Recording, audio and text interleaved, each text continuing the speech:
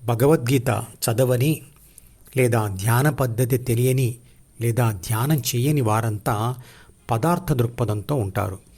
అంటే నిరంతరంగా ఎదురుగా కనబడుతున్న పదార్థాలను, పదార్థ లక్షణాలను మరియు పదార్థంతో పొందే ఉపయోగాలను, వాటిని సాధించే భౌతిక పద్ధతులను మాత్రమే గమనిస్తూ భౌతిక సుఖాలను మాత్రమే పొందుతూ ఉంటారు. అలాంటి వారు ప్రాపంచిక వస్తువులు, డబ్బు, సుఖాలు, కీర్తి ప్రతిష్టలు మరియు ప్రదేశములనే సదా చూస్తూ, కోరుకుంటూ, అనుభవిస్తూ వాటినే సర్వస్వం అనుకుంటూ ఉంటారు. అంతకు మించిన స్వర్గం లేదనుకుంటారు. మనుషులను, జంతువులను మరియు అన్ని జీవులను కూడా పదార్థములతో చేయబడిన వాటి శరీరాలతోనే గుర్తిస్తారు. ఆ శరీరాల వల్ల కలిగే ఉపయోగాలను మాత్రమే కోరుకుంటూ ఉంటారు. కానీ ఆ శరీరాలను నడిపిస్తూ వాటిలోన దాగి ఉన్న కంటికి కనపడని శక్తిని మాత్రం గుర్తించలేరు మరియు దాని గురించి ఆలోచించరు. కాబట్టి శక్తి దృక్పథం ఏర్పడదు మరియు అది సాధించబడదు. జ్ఞానేంద్రియాలతో కూడిన నా శరీరంను నేను అద్దం అనే పరికరంలో చూసుకోవచ్చు. కానీ లోన శక్తి రూపంలో ఉన్న ఆత్మను, అంటే నన్ను నేను చూసుకునేందుకు ఏ బాహ్య పరికరమూ లేదు. జ్ఞానేంద్రియాలు కూడా నేరుగా దానిని చూడలేవు. కానీ దానిని, అంటే ఆత్మను హృదయానుభవంతో గ్రహించవచ్చు అనే విషయం కూడా ఎప్పుడూ విని ఉండకపోవడం వల్ల ఆ ప్రయత్నం కూడా చెయ్యము. ఎవరో ఆధ్యాత్మిక అనుభవం పొందిన అనుభవజ్ఞుడు ఆ అనుభవాన్ని మరియు దాన్ని పొందే విధానాన్ని విశ్లేషణ ద్వారా వివరంగా చెప్పగా విని మనము తేలికగా మనకున్న ద్వితీయ మనసు జ్ఞానంతో ఆలోచించి నేను శక్తిని అని ఒప్పుకోవచ్చు మరియు నేను శక్తిని అని నోటితో అంతటా అనవచ్చు.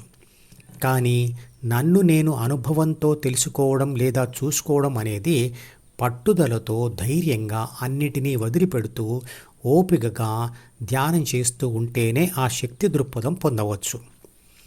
ఒక రోజుకు ఉన్న 24 గంటల సమయంలో ఉద్యోగం కోసం 10 గంటలు, నిద్రకు 8, ఇంటి పనులకు 2, వినోదం కోసం 2 గంటల సమయం వదిలేసినా మిగతా 120 నిమిషాల సమయంలో కనీసం అందులోని 10% సమయాన్ని, అంటే 12 నిమిషాలు ధ్యాన విషయాలు తెలుసుకోవడానికి ఉపయోగించండి.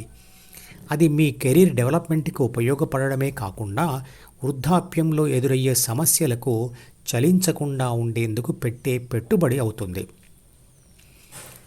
మధుపదం యూట్యూబ్ ఛానల్లోని 330 వీడియోలలో ఏ వీడియో కూడా 10 నిమిషాలకు మించి ఉండదు.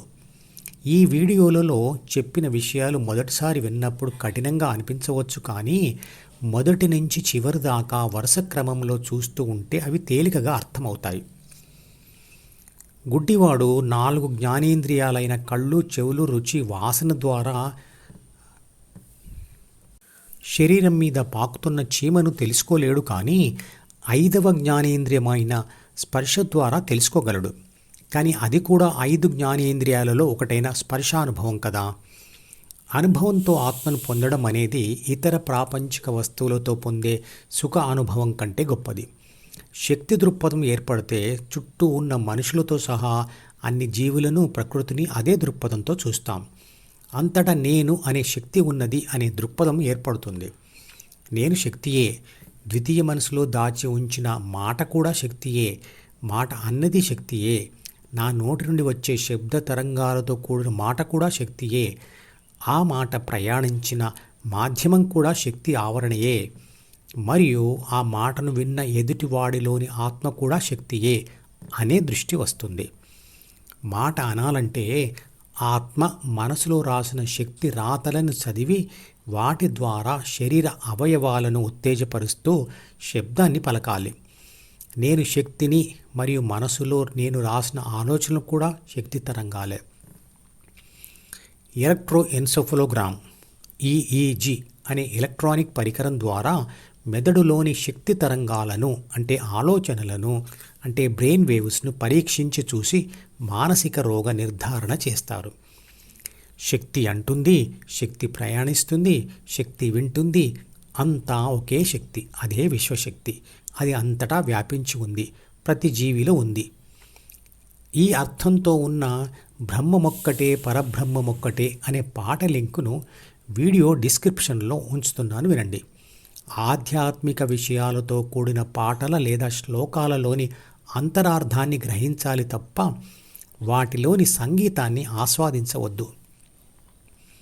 ఈ మధుపదం యూట్యూబ్ ఛానల్లోని వ్యాసాలన్నీ శాస్త్రీయ దృక్పథంతో రాయబడి ఉన్నాయి కాబట్టి వీటిని నమ్మడానికి అందరూ అనుకునే లేదా నమ్ముకునే దేవుడి మీద నమ్మకం ఉండవలసిన పని లేదు.